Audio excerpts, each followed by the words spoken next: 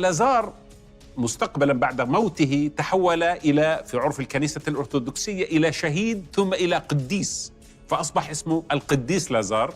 والحقيقة أصبح لديه أيضا جماعة دينية تتبع نهج هذا القديس وتسبح باسمه.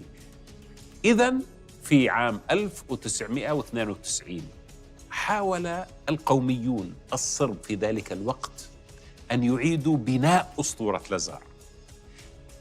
عملياً استطاعوا أن يأخذوا بقايا جثته، هذه إن كانت القصة صحيحة، ثم طوفوا بها في كنائس وأطراف صربيا ليحشدوا الدعم الصربي لفكرة استعادة الإمبراطورية الصربية. وبالمناسبة استخدموا في تلك الأثناء المصطلحات التي كانت قد استخدمت في القرن الرابع عشر، وهي محاولة القضاء على الخطر الإسلامي، على المور طبعا هم المورسكيين أو الأندلسيين في ذلك الوقت، واستعادة بيزنطة القسطنطينية التي هي اليوم اسطنبول طبعا.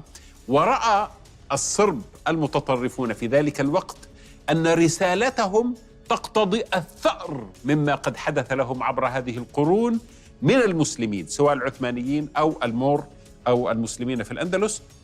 وهكذا بدأت حرب تصفية الوجود الإسلامي في البلقان وحرب الإبادة الجماعية بالنسبة للمسلمين.